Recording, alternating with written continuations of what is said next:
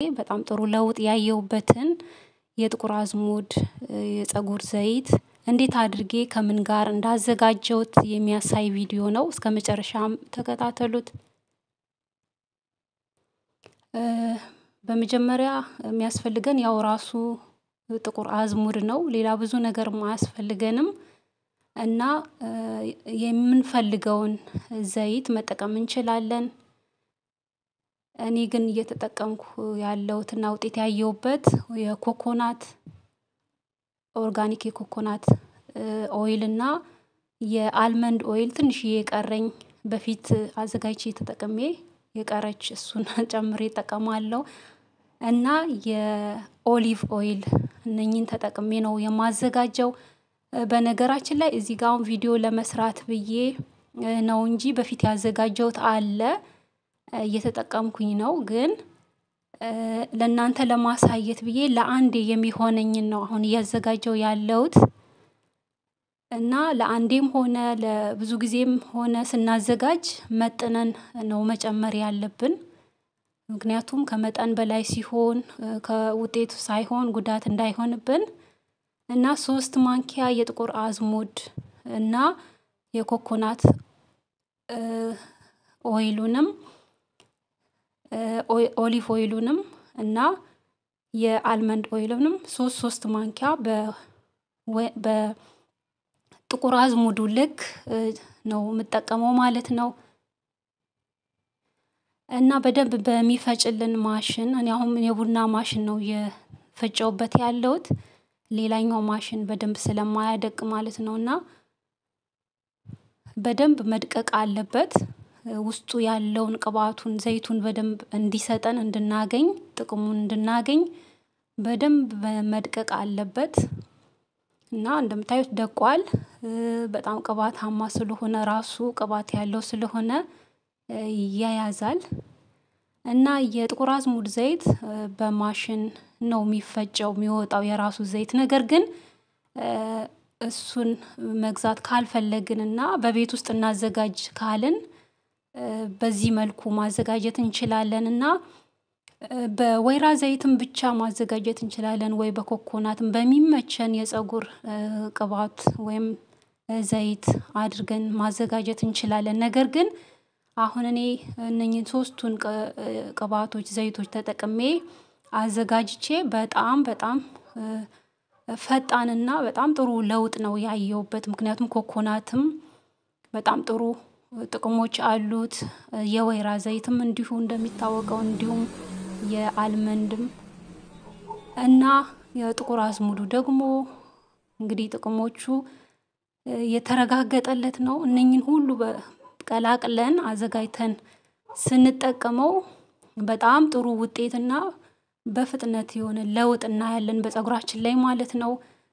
እነኚህን ቅባቶችም ካልተጠቀምን በወይራ ዘይት ብቻ በአንድ መጠቀም እና ማዘጋጀት እንችላለን ማለት ነው። እና የጥቁር አዝሙድ ዘይት በጣም ብዙ ጥቅሞች እንዳሉት እንግዲህ የተነገረለት እንደሆነ እናውቃለን። እና ለተለያዩ በሽታዎች መድሃኒት እንደሚሆን መድሃኒት እንደሆነ እንደሚያክም ይነገርለታል። ዛሬ ግን በዚህ ቪዲዮ በአጭሩ ለማየት የምንፈልገው ለፀጉር የሚሰጠውን ጥቅም ያው ከጊዜም አንፃር እንዲሁም ደግሞ ሁላችንም እናውቃለን የጥቁር አዝሙድን በምግብ መልኩ እንጠቀማለን ወይ ደግሞ ቡናም ስንጠጣ ቡና ላይ የሚገዛውን የጥቁር አዝሙድ ዘይት ማለት ነው ቡናችንም ላይ ወይ ሻይ ላይ ጠብ አድርገን በመጠን እንደዛም እንድንጠጣ ይመከራል። በጣም መድሃኒት ነው። እንዲሁም ደግሞ ዳቦ ላይም ስንጋግር ጨምረን ብንጠቀመው በጣም ጥቅም አለው ጣዕምም አለው እናውቃለን።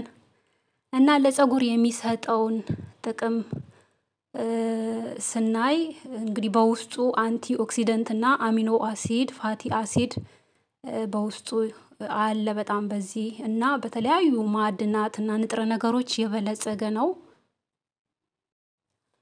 እና ይህንን ዘይት በቤታችን ውስጥ አዘጋጅተን ወይም ደግሞ የሚገዛውንም ገዝተን ብንጠቀም በቀጣይነት አንዴ ሳይሆን ሁለቴ ሳይሆን በቀጣይነት አዘውትረን አከታትለን የምንጠቀም ከሆነ በፀጉራችን ላይ በጣም ፈጣን የሆነ ለውጥ ከፍተኛ የሆነ ለውጥ እናይበታለን።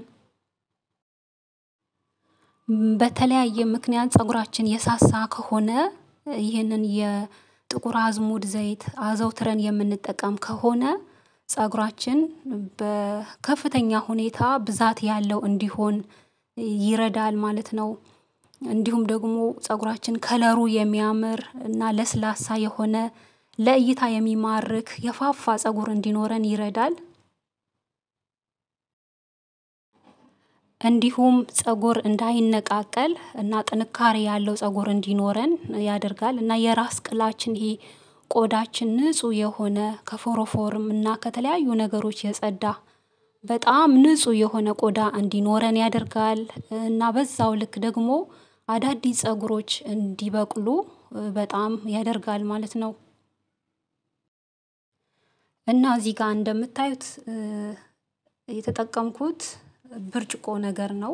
በተለይ ለረጅም ጊዜ አዘጋጅተን እንዲቀመጥልን የምንፈልገው ዘይት ከሆነ በብርጭቆ ነገር ላይ ብናስቀምጥ ይመረጣል ከላስቲክ ይልቅ ማለት ነው።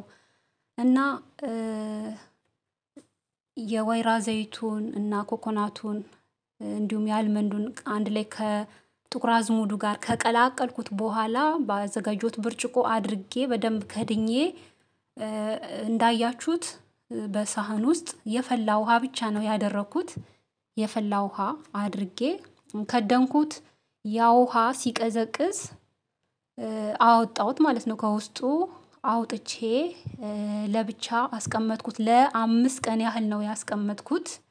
ጥሩ ውጤት እንድናገኝ በደንብ የጥቁር አዝሙዱን ዘይት እንዲሰጠን ጥቅሞቹን እንድናገኝ ወዲያው አዘጋጅተን ከምንጠቀም በተለይ ከ24 ሰዓት ከአንድ ቀን በታች እንደዚሁ ብንጠቀም ብዙም ለውጥ አናይበትም። እና 5 ቀን እንደውም 10 ቀንም ቢቀመጥ የተሻለ ነው ይባላል። ግን እኔ 5 ቀን ያህል አስቀምጬው እንደዚህ እንደምታዩት ዘይቱ ከላይ ጠሏል። እና ቅድም እንዳልኳችሁ እኔ ለአንዴ ነው ያዘጋጀሁት። ለአንዴ የሚሆነኝን ነው። ማጥለያ ጨርቅ ነገር ተጠቅሜ አጠለዋለሁ። እሱ ግን ጠሎ በደንብ ከላይ ዘይቱን ለብቻ ሰጥቶናል። እና ከታች ያለውን የጥቁር አዝሙዱን ለምግብም ለምንፈልገው ነገር መጠቀም እንችላለን። ወይም ደግሞ ጨምቀንም እንደገና ፀጉራችን መጠቀም እንችላለን።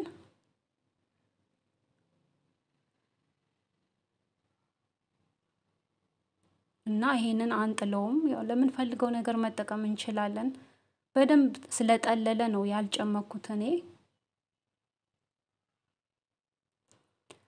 እና እንጠቀመዋለን በቀጣይነት ማለት ነው። ስንጠቀም በደንብ ቆዳችንን ስር ራስ እንዲል በጣታችን እንደዚህ እየነከርን ማሳጅ እያደረግን በደንብ ስሩንና ፀጉራችንን ራሱ የፀጉራችንን ዘለላውንም ጭምር በደንብ እያራስን እንቀባለን።